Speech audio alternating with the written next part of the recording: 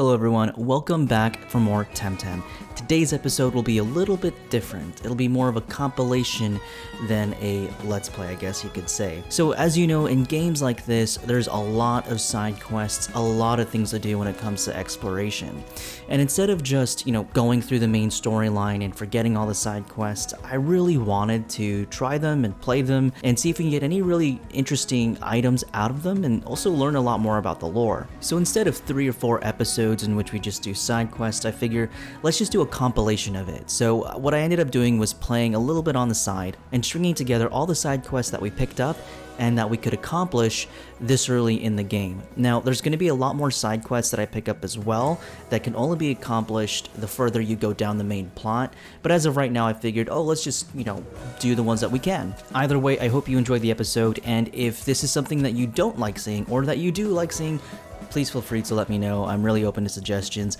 Games like these are just so big. There's just so much to them that it can often be difficult to sort of figure out how to do a Let's Play series of it. But perhaps this might be a good way to do both, doing compilations of side quests and then going back to the main plot. So without further ado, let's get to it. So first things first, before we get started, here's a couple of Temtem captures that I really wanted to get out of the way.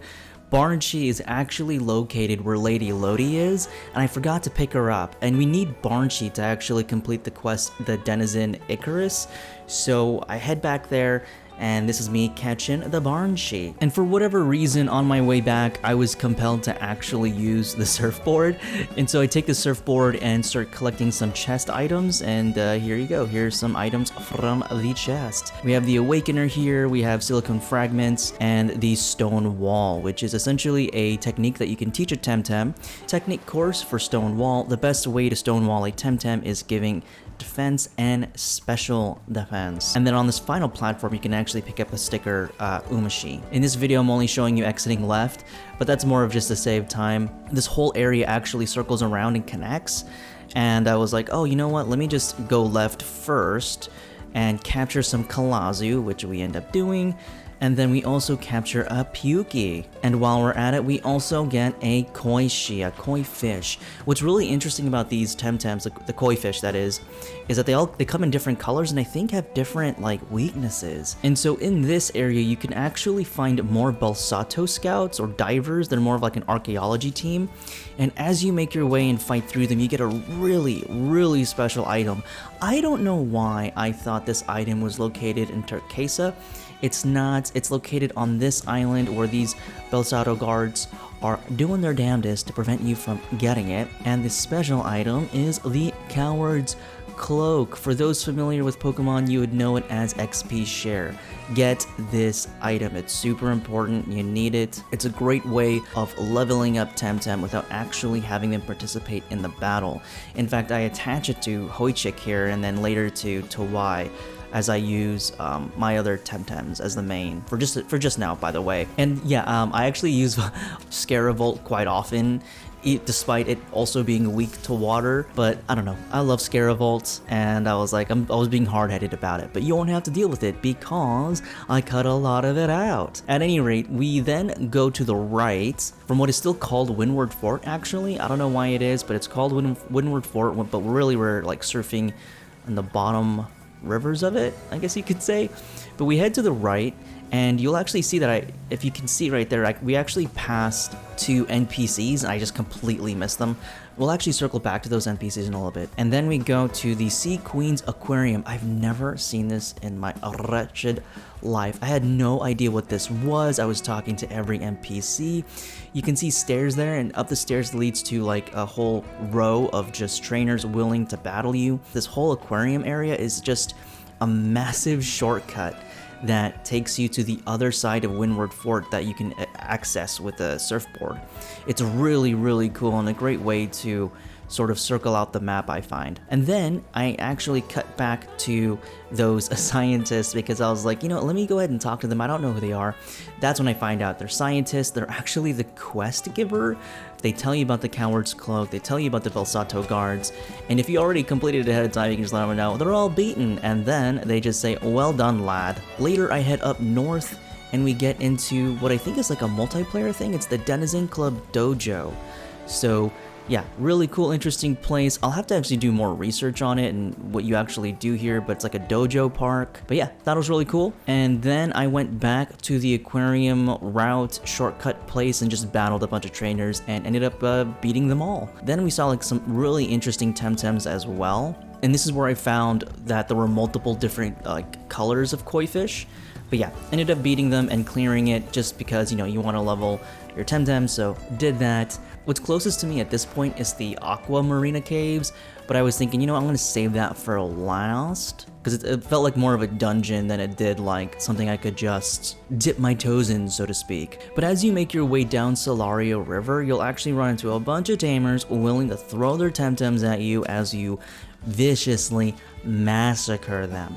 They're no big deal, you know, as long as you have Temtems to deal with it, electric and nature that is. And the Temtem you'll mostly need here is Genki. Genki is the Temtem for this place because Scaravolts, as much as I love it, its weakness is water, whereas Genki is wind and electric. So Genki would definitely rock all these tamers here. So if you're a big fan of Genki, you're in luck. You use him predominantly throughout this entire first island. Now, I actually moved to the right. There's like a sliver of land here, and I walk through here trying to find if there was a secret item. I actually miss it. There is the secret item here, and it's the pendant for that lady who first gives us a quest in Sadar. I missed it, but we'll round our way back here and pick up that item later through this compilation. And then I figure let's do the missing kids quest line, and so we head back to Brakal Damar. Then we hop onto this island,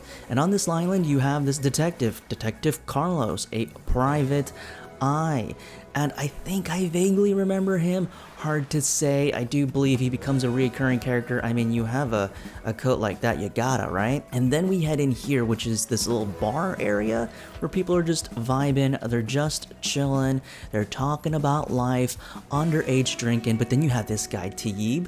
He is amazing. You know, he's talking about why don't people get real jobs? Why does everyone want to be tamers? How does the world function if everyone wants to go out adventuring? All good points, and you know what? I agree with the lad, but these vile Crema developers won't let us choose anything other but to denigrate this truther, this earth is flat, old man yelling at clouds. Wish they gave us an option to agree with him. Laugh with me! I'm kidding, of course, kind of. Anyways, it's a funny little meta thing that Crema added here, and it's hilarious, it's hilarious. After that, you just head out, and if you jump on your surfboard and head south just a little bit, you'll actually see another sliver of island that, or sliver of land, I should say, and you see two kids here, and these two little punks are the missing kids you were looking for. Now we have Yusuf and Roger. They're just, you know, hanging out, hiding, skipping class. Very troublesome, very terrible, bad manners on their end, really bad manners. But you know what? Snitches get stitches. So we get back to the headmistress and we tell her that they're out sick. Okay, nothing to worry. They're out sick. They're not skipping class. They're good kids, really. Say it with me, folks. Snitches get stitches. So we head up north, and then we are looking at this little awesome waterfall here. I'm thinking we'd find some special Temtems or whatever, but it just gives you insight that there is another platform that's sort of hard to reach with a chest. So it's just teasing you a little bit, letting you know there's other areas and stuff, but there's not much to this waterfall other than looking really snazzy. After which we do the Barnshee quest, the quest in which Daedalus wants us to use a Barnshee to explore and to greater heights, to take photos and stuff like that. And then you get this mini test about how Barnshee can fly and a little geography lesson of the area, and if you guess them all right, then you get a special prize. I think if you guess them all wrong too, you get a special prize, but I do think it's a lot of fun just to have a little more to it than just talking to an NPC and then just accomplishing it.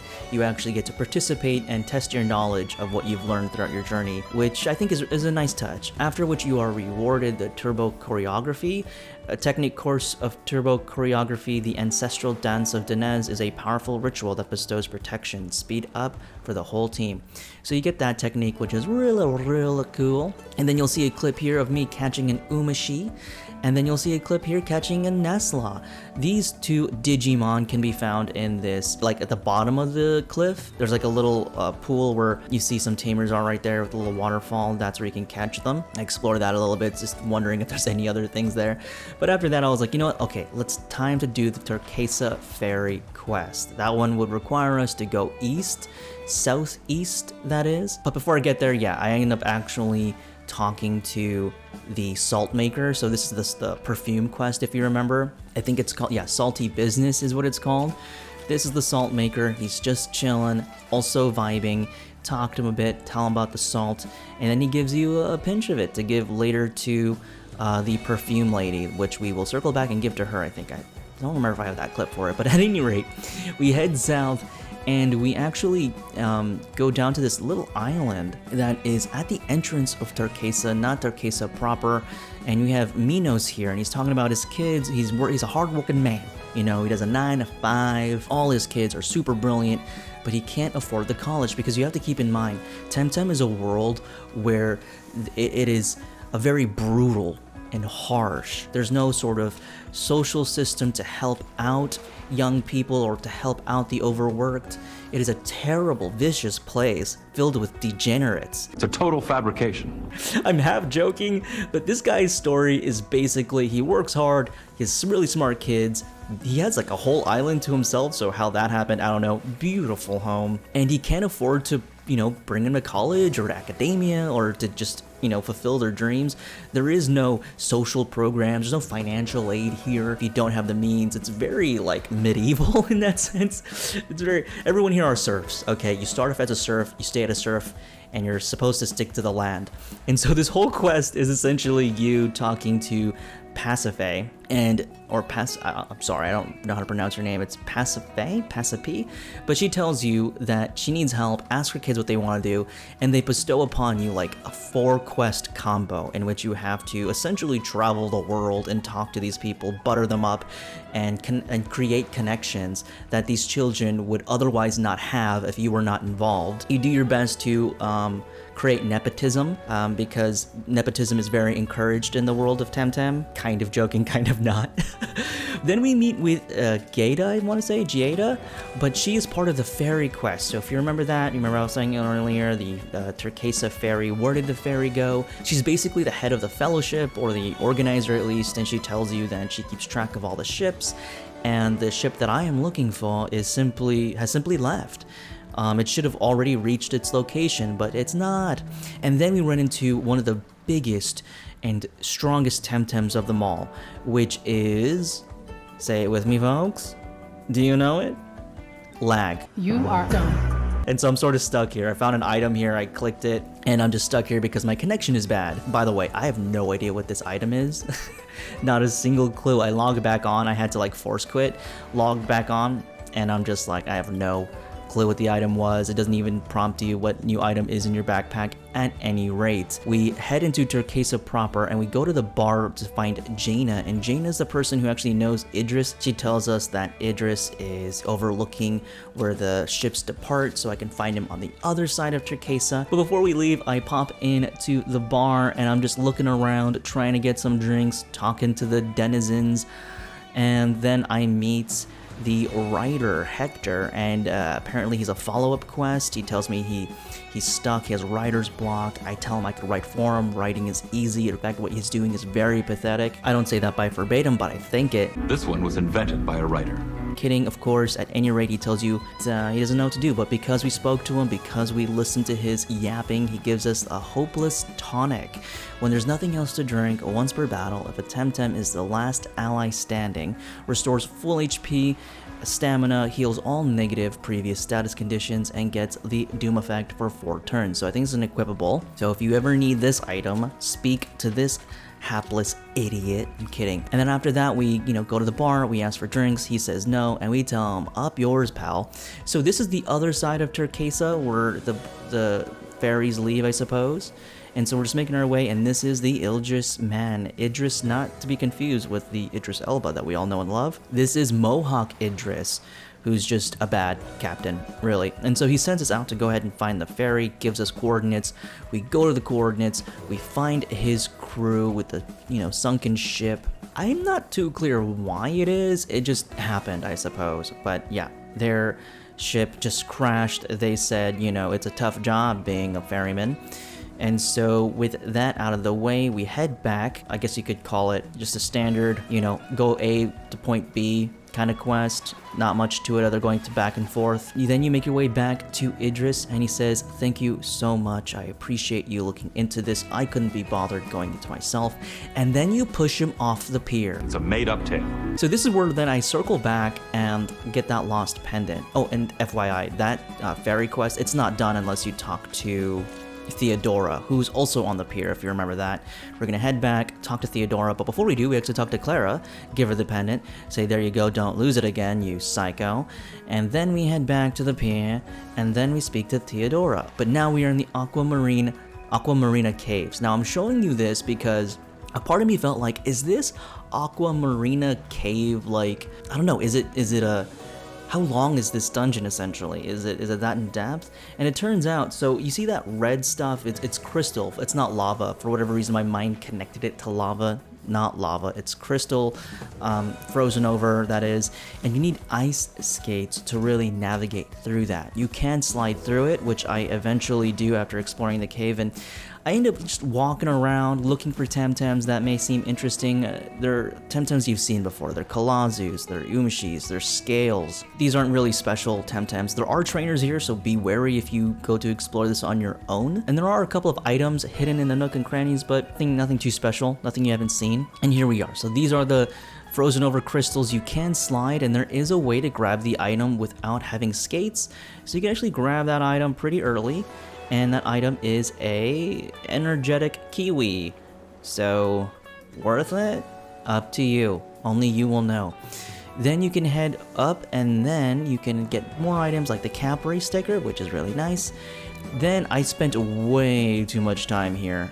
Collected that item, which is a smoke bomb. And then I spent way too much time trying to get the other item, and then ended up in the other side of this tunnel place, this cave, did a trainer battle, and this cave, or this other entrance, this other zone I should say, leads to like another dead-end path. So you really need skates here. Don't waste your time here. I had to actually escape rope because I forgot. I forgot how to exit, so yeah, terrible experience. Wouldn't do it again. Get skates. And if you're wondering, skates are an item that you can grab in the next island, so it's not too far away, okay? These are just things to look forward to in terms of coming back to an island. We continued down another cave path. There's two here, and I took the one less traveled.